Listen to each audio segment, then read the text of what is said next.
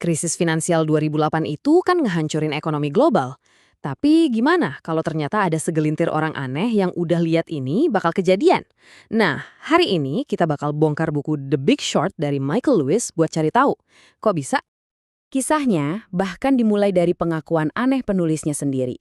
Dia, yang notabene seorang pakar keuangan, ngerasa ada yang janggal dan misterius banget dari cara Wall Street bekerja. Jadi, apa sih taruhan konyol itu? Taruhannya adalah melawan pasar perumahan Amerika. Dengerinnya aja udah aneh ya. Di awal 2000-an ini kedengeran gila. Harga rumah tuh kayaknya cuma bisa naik, terus naik, didorong sama jenis pinjaman baru yang benar-benar berisiko. Nah, pinjaman inilah yang disebut KPR subprima. Awalnya sih cuma buat sebagian kecil peminjam, tapi di tahun 2005 kerannya dibuka selebar-lebarnya.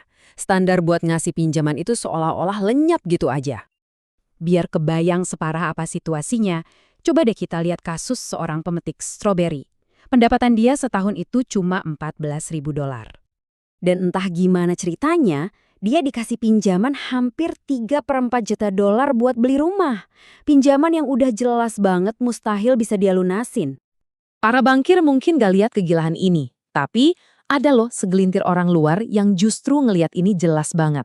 Merekalah yang akhirnya mutusin buat pasang taruhan gila itu, bertaruh melawan seluruh ekonomi Amerika Serikat. Dan orang-orang ini, mereka tuh bukan pemain Wall Street biasa loh. Kita ngomongin soal dokter jenius bermata satu yang terobsesi data, manajer investasi super sinis yang benci sama sistemnya, dan dua anak muda yang kerja dari garasi. Mereka melihat apa yang para ahli tolak untuk lihat.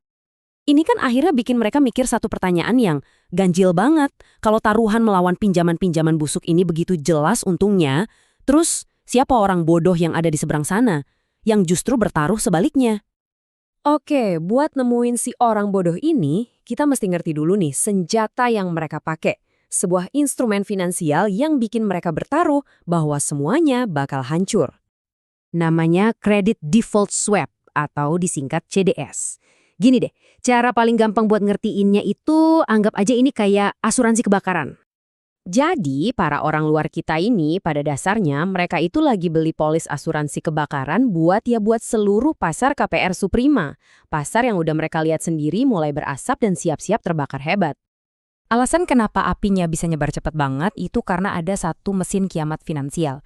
Namanya CDO. Dan pas mereka ngelihat lebih dekat ke mesin ini, mereka nemuin sesuatu yang mengejutkan. Ternyata si bodoh itu bukan satu orang, tapi seluruh sistemnya. Nah, ini dia cara kerja mesinnya. Jadi, bank-bank Wall Street ini melakukan semacam sulap modern. Mereka ambil ribuan pinjaman busuk, dibungkus jadi satu, terus dapat stempel dari lembaga pemeringkat, dan simsalabim, sampah tadi secara ajaib berubah jadi investasi emas yang katanya super aman. Loh, kok bisa? Ya bisa, karena mereka manfaatin kelemahan fatal di lembaga pemeringkat. Lembaga-lembaga ini kan dibayar sama bank yang produknya mereka nilai. Jadi, ya ngapain juga mereka repot-repot bilang enggak atau ngasih nilai jelek. Dan ternyata, orang bodoh ini ada di mana-mana. Mulai dari manajer CDO yang terang-terangan ngaku nggak peduli sama resiko, sampai raksasa asuransi sekelas IEG yang bahkan nggak sadar apa yang sebenarnya lagi mereka asuransiin. Gilanya lagi, bahkan orang yang dianggap paling jago di dalam bank itu sendiri, ternyata ikutan jadi korban. Contohnya, seorang trader dari Morgan Stanley yang bertaruh $9 miliar karena percaya aset ini aman. Hasilnya, kerugian trading tunggal terbesar dalam sejarah Wall Street. Jadi gini, seluruh sistem ini tuh dibangun di atas satu keyakinan yang keliru banget, diversifikasi. Mereka mikir, kalaupun ada beberapa pinjaman macet di Florida, nggak akan ada hubungannya sama pasar perumahan di California. Salah besar. Semuanya itu sebenarnya cuma satu taruhan raksasa yang saling nyambung yang bergantung pada satu hal. Harga rumah harus terus naik. Dan begitu harga rumah mandek, ya udah, efek domino pun dimulai. Awalnya cuma tanda peringatan kecil, terus kepanikan mulai nyebar. Lalu satu bank raksasa tumbang, sampai akhirnya seluruh mesin penipuan ini macet total dan ikut nyeret ekonomi global ke jurang. Nah, disinilah letak kegilaan puncaknya. Semua taruhan sampingan ini, semua CDS ini, udah nyiptain semacam sistem keuangan bayangan yang ukurannya raksasa, dan saling terkait. Saking besarnya pas sistem ini mulai runtuh, pemerintah jadi nggak punya pilihan lain selain nyelamatin semua pemainnya. Dan ini ninggalin kita sama pertanyaan paling inti dari The Big Short.